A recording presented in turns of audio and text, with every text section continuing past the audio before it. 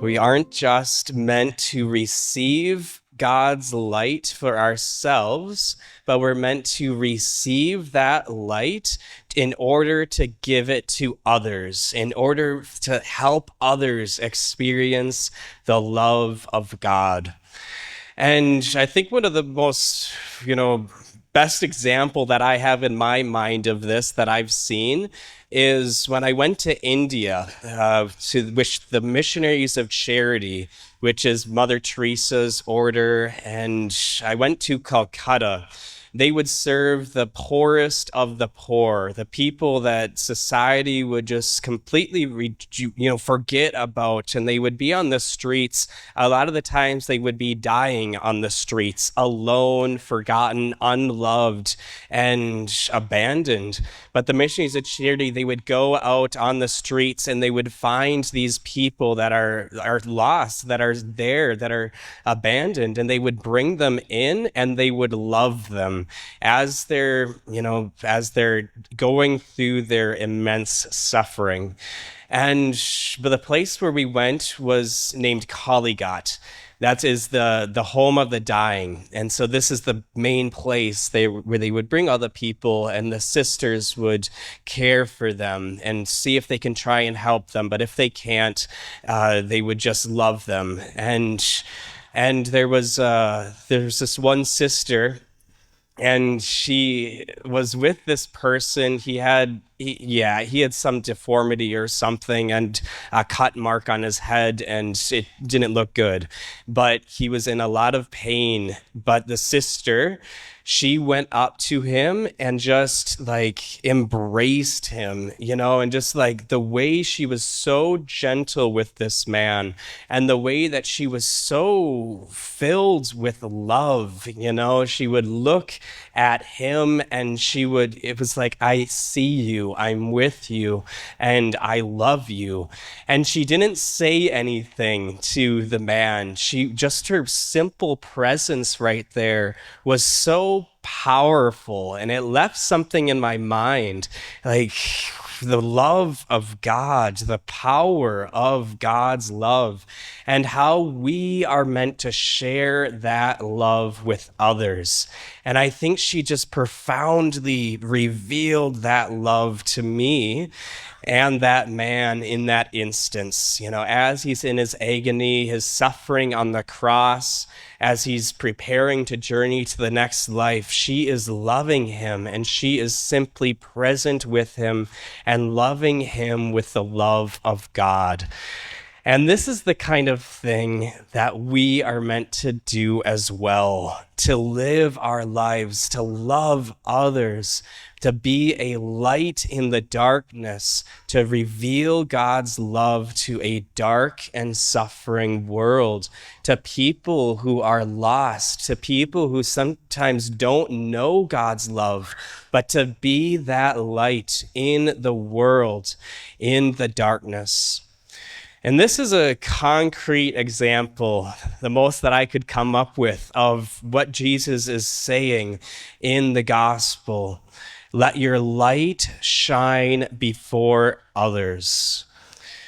She wasn't loving this person or, interacting with him with any special technique or something like that, but all she was doing was just loving him intentionally with the love of God, because she knows that she is loved by God. She knows that he is loved by God, so she can love him with the love of God.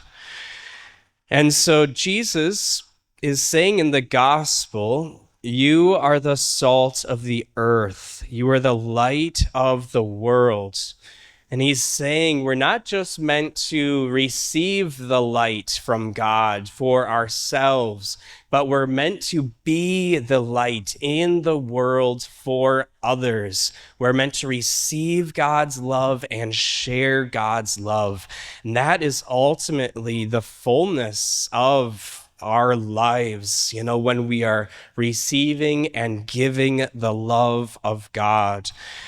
And, the images that he uses, the salt and the light, these things only work if they're moving outward, if they're going out, if they're just staying within themselves, like covered up. It's not gonna do anything. It's purposeless, really.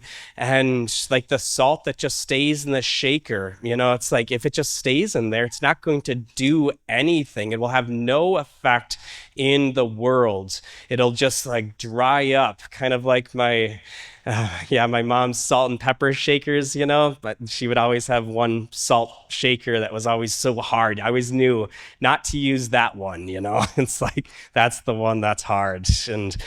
But our salt and light, they're meant to go out. And in the same way, what we receive at Mass in the sacraments, they're not just meant to be for ourselves, but they're meant to move outward. They're meant to pour over into our lives, into the way that we love our families, the way that we love our friends, the way that we interact in the workplace. It's meant to affect our lives, to become people of brighter light within. And Jesus says if salt loses its taste, it's no longer good for anything but to be thrown out. It's useless. And what does this mean? It means like people that their faith has stopped affecting their lives, where faith is sort of just like, okay, it doesn't really shape their choices, their decisions. It never really stretches them or gets them to do anything uncomfortable, and it never really costs them anything. This sort of faith is like the dried up faith in the shaker. It's not doing anything. It's not going out. It's not a light. It's just covered up. It's just becoming flat, and it's becoming lifeless, and it's no longer, fulfilling its purpose. But the faith that we receive, we are meant to give. The love that we receive, we are meant to share. And so it's in stretching ourselves that we grow. It's in the pulling, getting uncomfortable through the challenging stretching of ourselves. That's how our faith, that's how our love grows. But if we're honest, this can be really hard. It can be hard to share God's love to people who might not want to hear about it. It can be hard to share about our faith. We can just be afraid, we can be controlled by fear sometimes. We can be afraid of standing out, of being different. One example for me is when, in high school, making the sign of the lunch at the lunch, making the sign of the cross, for the Bless Us, O Lord prayer. I would say the Bless Us, O Lord prayer in my mind, but I wouldn't make the sign of the cross because I didn't want to be seen. I didn't want anyone to notice. But eventually someone just said, Sean, why aren't you making the sign of the cross? I know you're praying, it's like, why don't you just make the sign of the cross, and it was a good question, just own your faith. Don't be afraid. Don't be ashamed.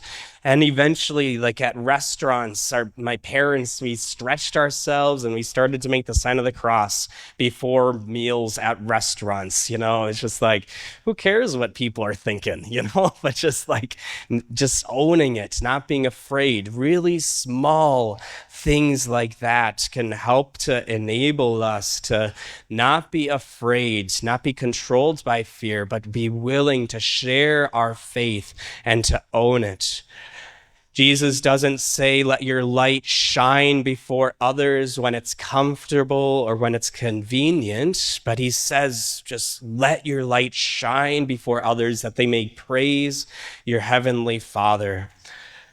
And so St. Paul, in the second reading, he reminds us that this doesn't come from our own willpower and our own efforts, our own strength and efforts, but ultimately, It comes from the power of God at work in our weakness. So he's saying that the light comes not from ourselves, but from our connection to God.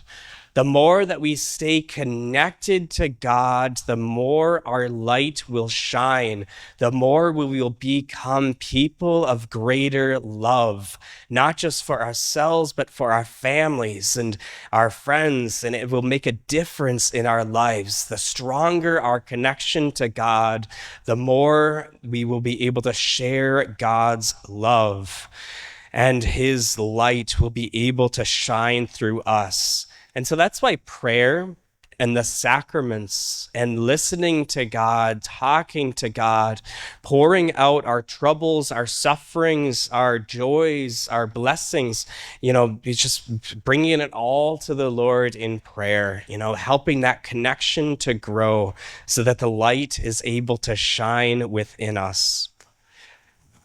And so the invitation this week is to let the light of God's love just like shine more brightly in one area in our lives. Maybe there's a spot in our lives where we kind of don't let our faith, our love of God affect our lives. We kind of keep it inward, maybe to stretch ourselves with patience, stretch ourselves with kindness or with mercy or in prayer, but to let God's light shine, to let ourselves be poured out more generously. Because God's love isn't meant to just stay within ourselves. It's meant to be poured out, to be given to others. And that's how it grows. And that's how we fulfill our purpose. And when I think back to the sister in India, it wasn't anything dramatic that she did. She didn't, save the whole world that day.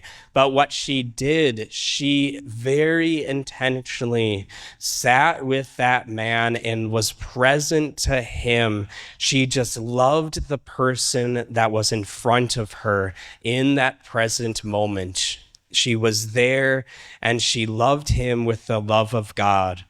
And this is what we're called to do as well, to love our families with the love of God, even when it's hard, even when it's a challenge, but to love with God's love and to grow in our connection to God so that God's love is more able to shine through us.